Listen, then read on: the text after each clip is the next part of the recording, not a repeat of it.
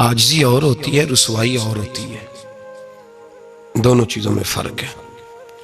इस्लाम फजूल खर्ची से मना करता है तो कंजूसी से भी मना करता है, एतदाल का रास्ता देता है। जो जमात सूफिया की थी, अहलुल्लाह अल्लाह के बंदे थे, वो हमेशा मोतदल रहे,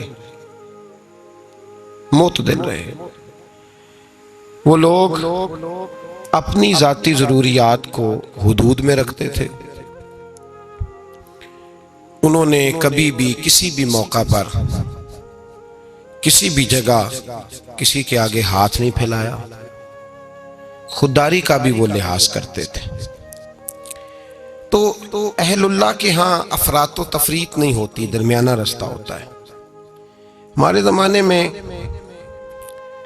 एक वो ग्रुप है जो सिरे से तरीक़त की, मोहब्बत की, खुलूस की, वफा की बातों का कायल ही नहीं। एक वो है जो कायल है तो निरा कायल है। अफरात तफरीत से निकलकर दरमियाना रास्ता इख्तियार किया जाए।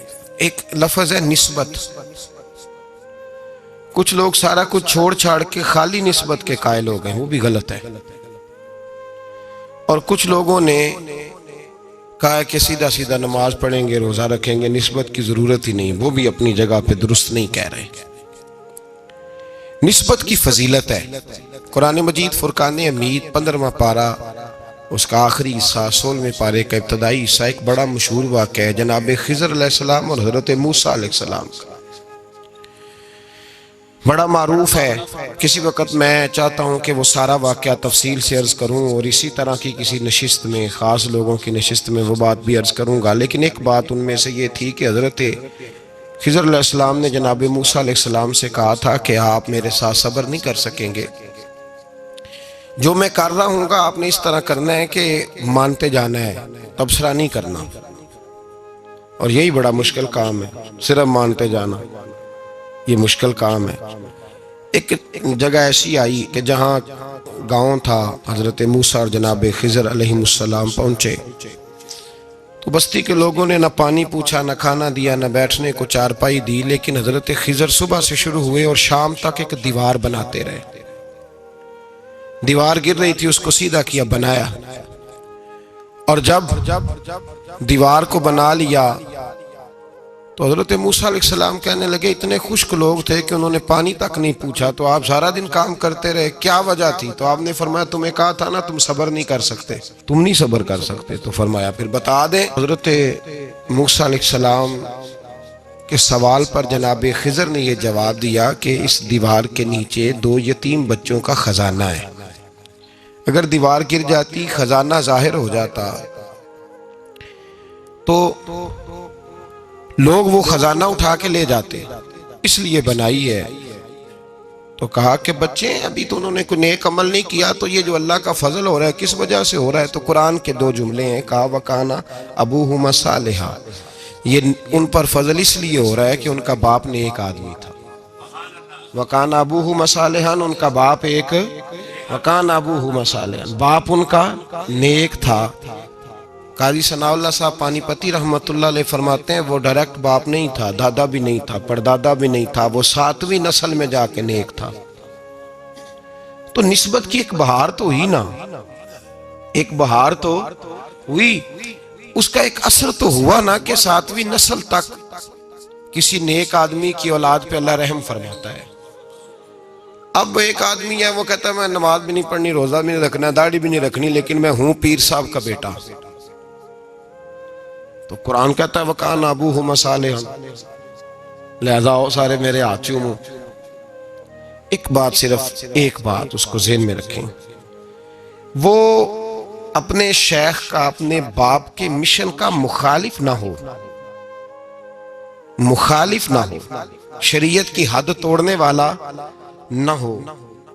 बाकी अगर उसके अमाल में कोई कमी भी होगी तो हमें उसकी इज्जत करने का हुक्म है, हमें उसकी इज्जत करने का।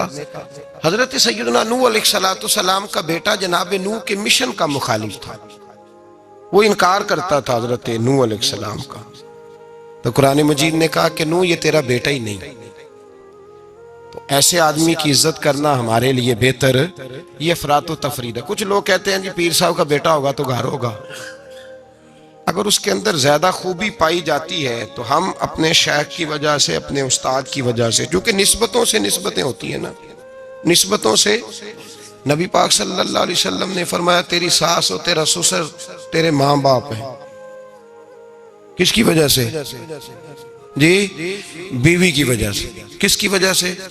चाहे उनके साथ एक रात इंसान एक मकान में एक रात भी ना गुजरी हो, चाहे एक दिन भी खाने पे इकट्ठे ना हुए हो कोई, तो किस वजह से माँ बाप हो गए?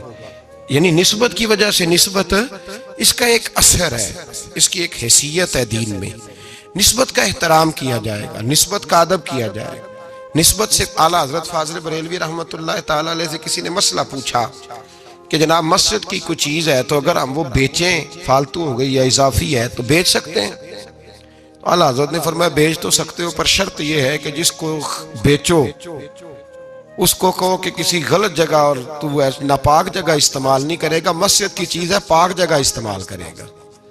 इसलिए कि मस्जिद, अच्छा जब वो आई थी कारखाने से तब तो सारी एक जगह बनी हुई थी, अब मस्जिद से लग के गई है तो अब उसकी निस्बत बढ़ गई है। तो याद रखें, हमारे सूफिया जो कहते हैं ना उस्ताद के पोते का भी अदब करना है, नवासे का भी अदब करना है, बेटे का भी अदब करना है। सिर्फ एक बात याद रखें, अगर वो मिशन का मुखालिफ है, उनकी तालीमात का मुखालिफ है, उनकी तालीमात पे चलता नहीं, तो फिर तो आप उससे एराज बरतेंगे। बल्कि यहाँ भी दो बातें लिखी हमारे सूफिया ने, कहते हैं क्या कि मुखालफत नहीं करता लेकिन पूरा अमल भी नहीं करता। तो आप इस तरह करें, उसे रहनुमा ना माने लेकिन इज्जत उसकी भी करें। इज्जत, वो मुखालफत नहीं करता लेकिन पूरा अमल भी, समझ लें उस पर वसवसे तारी हैं, दुनियादार हो गया है, शैतान के हत्थे चढ़ गया है, लेकिन उसकी इज्जत फिर भी करें। क्यों करें? तो पीर सैयद मरातिब अली शाह साहब रहमतुल्लाह अलैह से मैंने पूछा, मैंने कहा शाह जी क्यों करें? जब वो और किसी चक्कर में पड़ गया है, चलें अपने बुजुर्गों की मुखालफत तो नहीं कर रहा लेकिन पूरी ताबेदारी भी नहीं कर रहा, तो बुजुर्गों की बातें बड़ी होती हैं। उस्ताद गिरामी हजरत शाह साहब रहमतुल्लाह अलैह फरमाने लगे, भाई कुरान मजीद का सफ़ा अगर कभी कीचड़ में लग जाए ना, उसको कीचड़, तो उस पर पैर रख के नहीं गुजरना चाहिए। समझना चाहिए हालात ऐसे पैदा हो गए कि कीचड़ लग गया है, उसका हक यही बनता है कि उसे उठाया भी जाए, धोया भी जाए और ऊंची जगह पे रखा भी जाए, उसका अदब किया जाए। तो मेरे भाई याद रखें, अगर ऐसे लोग जो बुजुर्गों की औलाद है, अगर वो मुखालफत नहीं कर रहे, मिशन की मुखालफत, अगर वो मुखालफत नहीं कर रहे, फिर उनकी दो हैसियतें हैं, या तो वो पूरी ताबेदारी करें तो पूरे सलूट के हकदार है, फिर तो शेख का बेटा ही नहीं वो शेख कहलाएगा। वो उसी मसनद पे उसे देखना चाहिए जिस मसनद पर अपने शेख को देखता था। इसलिए कि मेरे मुस्तफ़ा करीम सैयद आलम सल्लल्लाहु ताला अलैहि वसल्लम के प्यारे महबूब है मौला अली शेर खुदा रदी अल्लाह ताला अन्हो। तो हजरत अली ने अपने बाद डायरेक्ट अपने बेटे को खिलाफत दी, इमाम हसन को बिठाया। तो लोग कहते हैं कि जिस वक़्त इमाम हसन उमूर खिलाफत चलाने के लिए बैठे, 6 महीने खिलाफत फरमाई है इमाम हसन ने भी। तो फरमाते हैं जब वो बोलते थे तो लगता था अपना अंदाज भूल गए हैं, मौला अली का अपना लिया है। उनका उठना बैठना चलना फिरना बिल्कुल ऐन हजरत शेर खुदा की तरह। तो अगर तो वो मिशन पे चल रहा है तो उस नज़र से देखें, और अगर नहीं भी चल रहा, मुखालफत नहीं कर रहा, तो फिर भी वो काबिल एहतराम और उसका एहतराम किया जाए। एहतराम क्यों भला? इसलिए कि जहाँ से खैर मिली होती है ना, बंदा उनकी नस्लों का भी खादम होता है। क्योंकि असला नाल ये नेकी करिए तो नस्लां ताक वो नहीं भूलते, तो बंदा खादम होता है, नस्लों का भी खादम होता है। और ये काम करके दिखाया हमें सहाबा ने, करके दिखाया। हजरत सैयदना इमाम हुसैन रदी अल्लाह ताला अन्हु घोड़े पे तशरीफ फरमा थे। अब तो बड़ा बुरा हाल है, लोग सहाबा को बुरा कहते हैं अहले बैत का नाम लेके। मैं कहता हूँ हमें तो अहले बैत से प्यार करना ही सहाबा ने सिखाया है, उन्होंने बताया अदब क्या है। और साहिब तबकात, हालांकि उनका अंदाज बड़ा मुहक्किकाना है, बड़ी जान फटक के बाद वो चीज़ों को लाते हैं। वो फरमाते हैं कि हजरत इमाम हुसैन काली स्याह दाढ़ी थी, कोई बाल सफ़ेद नहीं था। जनाब अबू हुरैरा बूढ़े आदमी थे, ज़ईफ़, शागिर्दों का हल्का था। जैसे आप बैठे हुए हैं सामने, तो मैं वाज कर रहा हूँ तो सामने से इमाम हुसैन तशरीफ़ लाए। आप एक जगह बैठ के हदीसें बयान कर रहे थे। इमाम हुसैन आए तो ताज़ी ताज़ी बारिश हुई थी मदीने में, ताज़ी ताज़ी। छोटे छोटे हौज पानी के बने हुए थे, छोटे छोटे, जो गहरी जगह होती है ना, वो पानी भर जाता है। तो हज़रत इमाम हुसैन जैसे ही ज़मीन पे पैर रखा तो पानी के हौज में आपका पैर चला गया, कीचड़ लग गई। शागिर्दों और मुरीदों में से उठ के किसी की दस्तबोसी करना खासा मुश्किल होता है। हज़रत सैयदना अबू हुरैरा रदी अल्लाह ताला अन्हु देख रहे थे, जो इधर लोग बैठे थे वो नहीं देख रहे थे। हज़रत अबू हुरैरा देख रहे थे, वो उठे, दौड़े गए और फिर जाके अपने सर से पगड़ी खोली और फिर इमाम हुसैन का पैर जैसे ही साफ किया तो इमाम हुसैन ने पीछे किया, कहा हुजूर आप बूढ़े हैं, मैं जवान हूं, तो आप मेरे लिए इज्जत के काबिल है, मेरे नाना जान के आप गुलाम हैं, ये आप क्या कर रहे हैं।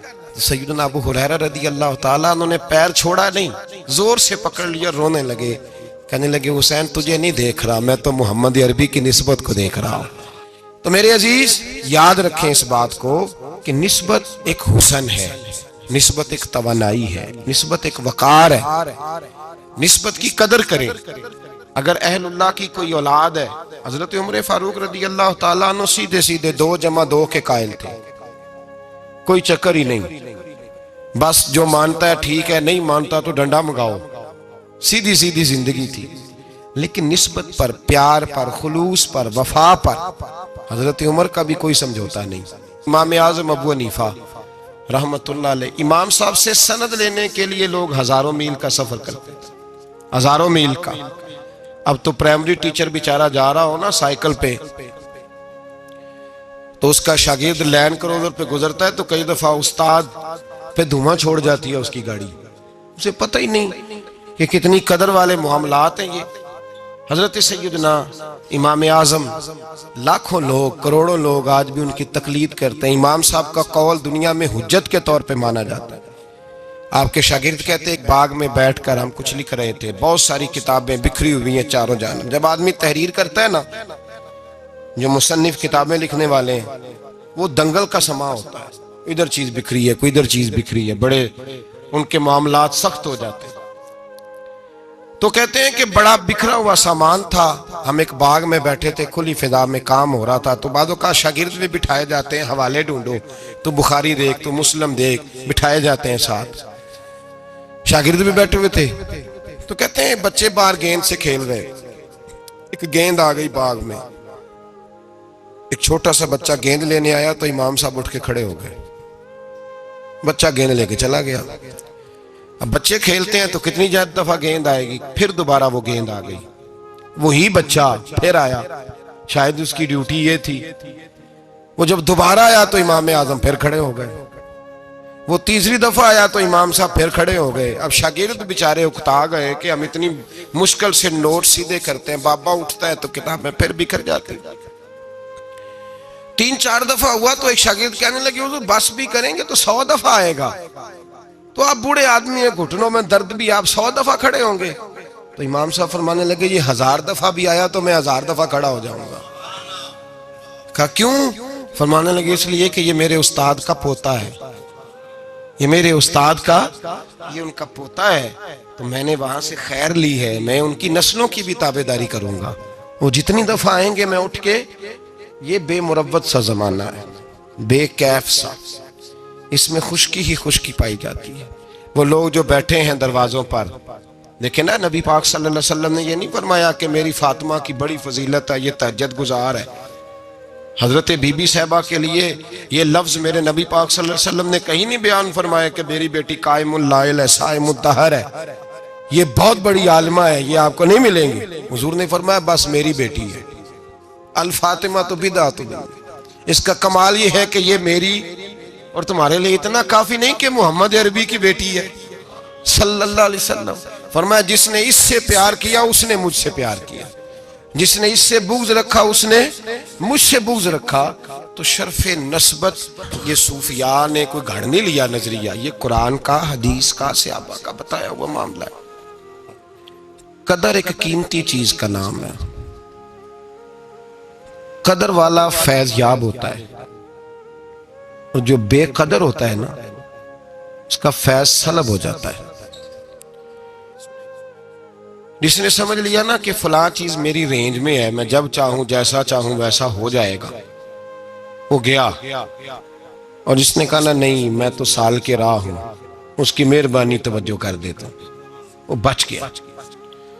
अल्लाह कुरान मजीद में फरमाते हैं कि तुम अपने रब का इदराक नहीं कर सकते, तुम उसे कैद कर सकते, सोचों में आंखों में वो कैद हो सकता, उसे मानते जाओ, उसका कुर्ब तलाश करते जाओ, उसके रस्तों पे चलते जाओ, उसे काबू करने की कोशिश ना करना। ये जो काबू वाला मामला है ना, ये ठीक नहीं। कदर करने वाले बच जाते हैं, कदर वाला फैज याब होता है, बेकदर नुकसान उठाता है। याद रखें, हजरत ख्वाजा निजामुद्दीन महबूब इलाही रहमतुल्लाह अलैह के खलीफा थे हजरत अमीर खुसरो, बल्कि महबूब थे।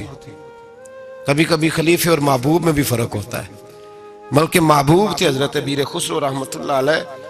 तो बादशाह के वजीर थे। तो बादशाह ने कहा एक दफा कि मेरे लिए दुआ तो कराओ, दिल्ली के हालात जरा खराब है। तो कहने लगे मैंने कभी नहीं कहा दुआ के लिए, मैं नहीं सिफारिश करता, आप खुद किसी को भेज दें। ने मजबूर किया तो किसी और आदमी ने कहा हुजूर, उन्होंने कई दफा ख्वाजा अमीर खुसरो से दुआ के लिए कहा है बादशाह ने, तो ये आपको कहते नहीं, तो आप दुआ कर दें। हजरत ख्वाजा निजामुद्दीन साहब कहने लगे बादशाह से कहो मैं नहीं तेरे लिए दुआ करता, दुआ करानी है तो हजरत अबू अली कलंदर के पास पानीपत जाए, वो दुआ करेंगे तो हालात सही हो जाएंगे दिल्ली के। हजरत मीर खुसरो ने जाके बता दिया कि वो कहते हैं वहां से दुआ कराओ, उधर से। कहने लगे फिर तू नहीं जाना है? तो हजरत मीर खुसरो कहने लगे जी मुझे किसी और का रास्ता आता ही नहीं, मैंने नहीं जाना। तो कहने लगे अगर मैं हुक्म करा दूं तो कहा हुक्म का मैं पाबंद हूं। हुक्म हो गया हजरत ख्वाजा निजामुद्दीन साहब की तरफ से कि जाओ पानीपत। हजरत अमीर खुसरो गए हजरत अबू अली कलंदर के पास, उनसे जाके दुआ कराई। पानीपत बड़ी दूर है दिल्ली से। दुआ कराई तो कहा बादशाह से कहना हालात सही हो जाएंगे, और जब सही हो जाए ना तो फिर मेरे पास आए, सही हो जाए तो। दुआ की तो अगले दिन ही मामला बेहतर होने लगे। एक हफ्ते में सब चीजें बादशाह के कंट्रोल में आ गई। घोड़े पे बैठा, मिठाई ली, फल लिए, पानीपत गया। हजरत से जाके कहा हुजूर मैं हाजिर हूं, क्या बताना था आपने? आप फरमाने लगे तूने दुआ के लिए ख्वाजा निजामुद्दीन साहब से कहा था, तो उन्होंने क्या कहा?